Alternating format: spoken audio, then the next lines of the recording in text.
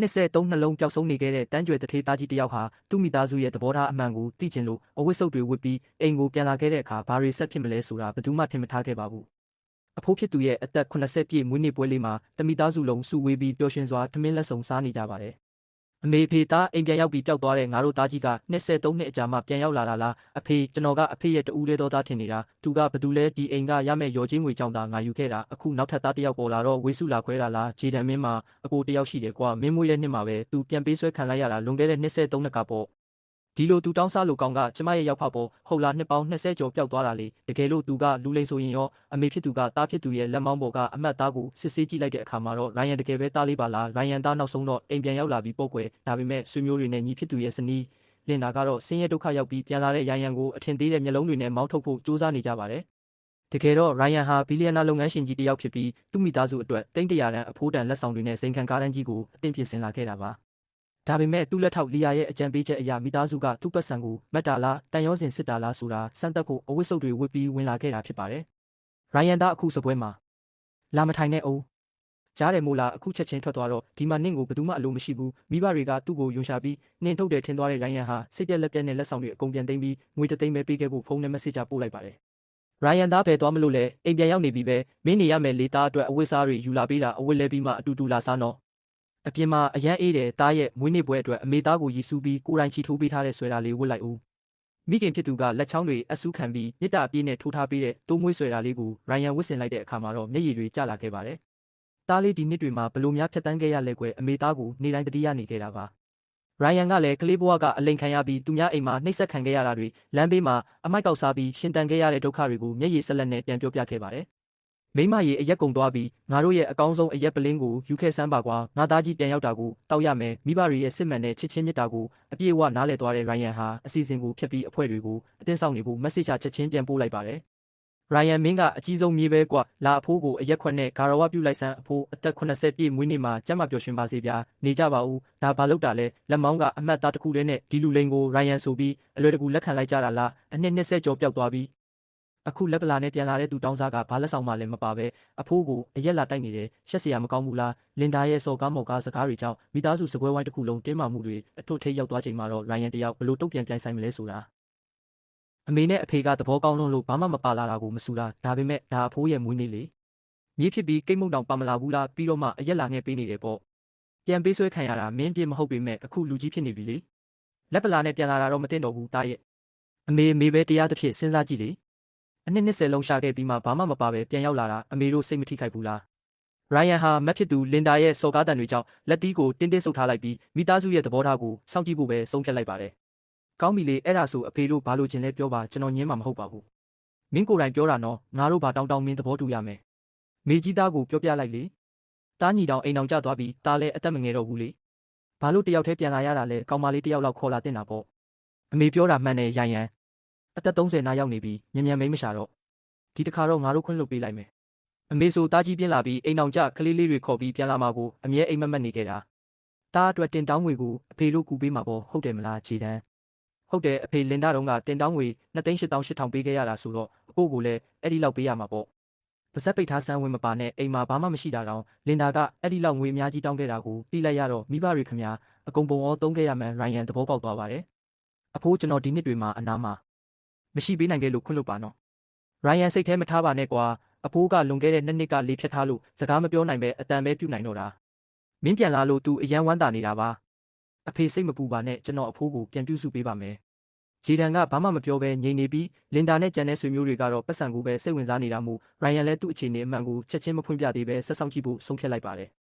ညဘက်အိမ်ထဲရောက်လာချိန်မှာတော့အိမ်ကြီးကရိုးရင်းပျက်စီးနေပြီးဂျေဒန်ရဲ့မင်္ဂလာဆောင်အတွက်ပတ်စံတွေအကုန်သုံးပစ်ခဲ့ရမှန်းပိုထင်ရှားလာပါတယ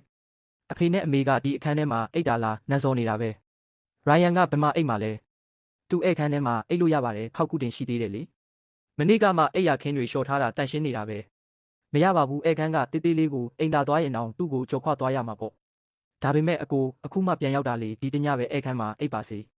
နင်ပါဇက်ပိတ်ထားဆန်းငါတို့ကအခန်းထဲမှာအိတ်ပြီးသူကအပြင်မှာအိတ်ရမယ်ဟုတ်လားငါအကြံတစ်ခုပေးမယ်ရိုင်ယန်ဒီညနေဝက်ချန်ထဲမှာသွားအိတ်လိုက်လင်နာအဲ့ဒါတော့လုံးလုံးနဲ့အပြင်မှာအရန်အေးနေတာရိုင်ယန်အပြင်မှာမအိတ်နိုင်ဘူးဘာလို့မရမှာလဲဝက်တွေတောင်ကောင်းကောင်းနေနိုင်တာပဲရိုင်ယန်ကဒီထက်ဆိုးတာတွေတောင်ကြုံဘူးတာပဲတညလောက်အိတ်တာဘာဖြစ်သွားမှမို့လို့လဲ ဝက်ချန်ထဲမှာလေလဲဝင်တဲ့အနက်လည်းမစိုးပါဘူးဒီအခန်းထက်တောင်ပိုလင်းသေးတယ်အဲ့ဒီနေရာကလွတ်နေတာပဲလေရိုင်ယန်အဆင်ပြေတယ်မဟုတ်လားရိုင်ယန်ခမမိဘတွေကတော့လင်နာမျက်နှာကိုကြည့်ပြီးသူ့ကိုဝက်ချန်ထဲတွားအိတ်ခိုင်းနေတာကိုမြင်တော့မျက်ရည်တွေဝဲကရင်ထဲအကြီးအကျယ်နာကျင်သွားရပါတယ်ကြားတယ်မလားဝက်ချန်ကနင့်အတွက်အတော်ဆုံးပဲဂျေဒန်ကောက်ရိုးတွေတွားခင်းပေးလိုက်စိတ်မကောင်းပါဘူးအကိုရတညာတည်းပါပဲငငယ်တုန်းကလည်းအဲ့ဒီထဲမှာစော့ခဲ့ကြတာပဲလေမိဘတွေတောင်ဒီအိမ်မှာအာနာမရှိပဲလင်ဒါစီမန်တာကိုပဲခေါင်းငုံခံနေရမှန်းသိလိုက်ရတဲ့ရိုင်ယန်ဟာဒေါသတကြီးနဲ့အိမ်မော်ကဆင်းသွားဖို့လုပ်ပါတယ်ရိုင်ယန်အပြင်မှာအရန်အေးတဲ့တားပဲ့သွားမလို့လေအမေကျွန်တော်သွားတော့မယ်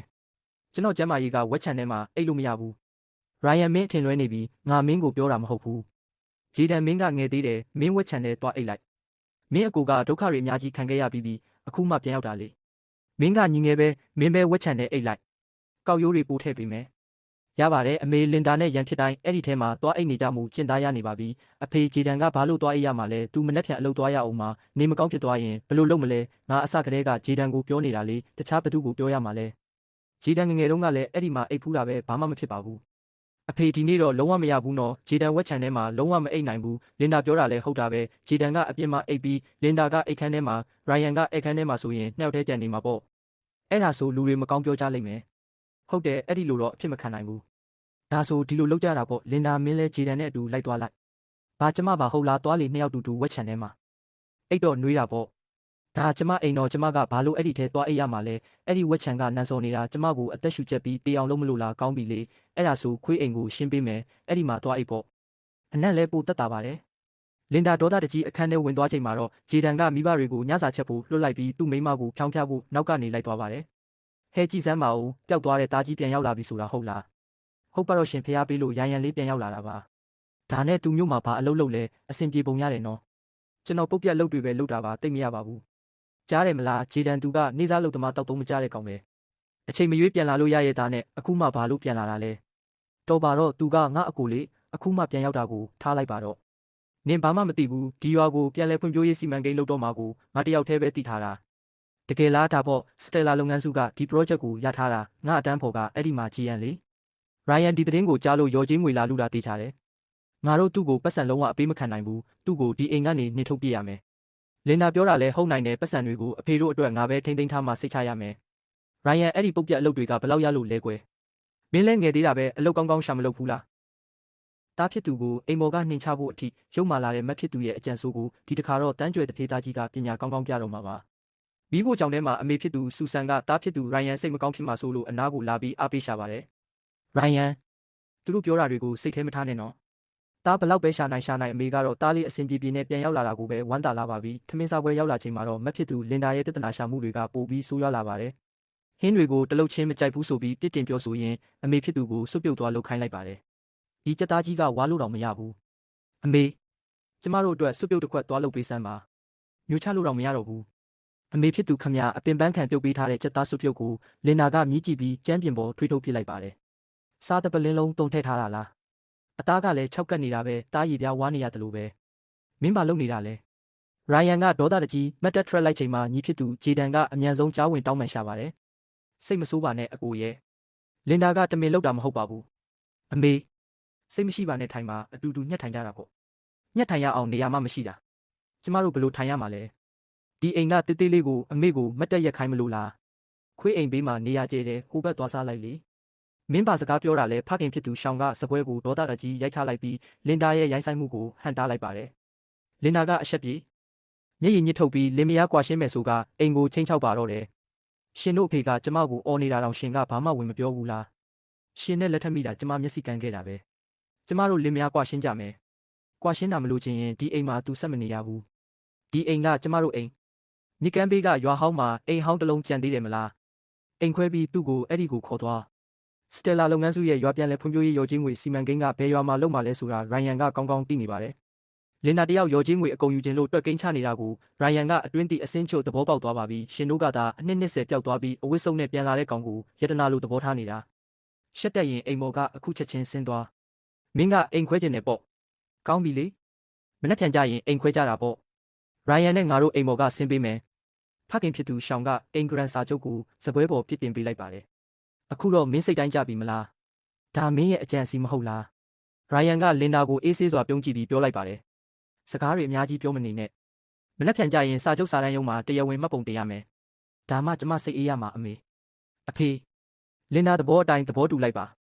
မနှက်ဖြန်စာချုပ်ချုပ်ပြီးရင်တားအဖေတို့အတွက်ကြီးမားတဲ့လက်ဆောင်တစ်ခုပေးပါမယ်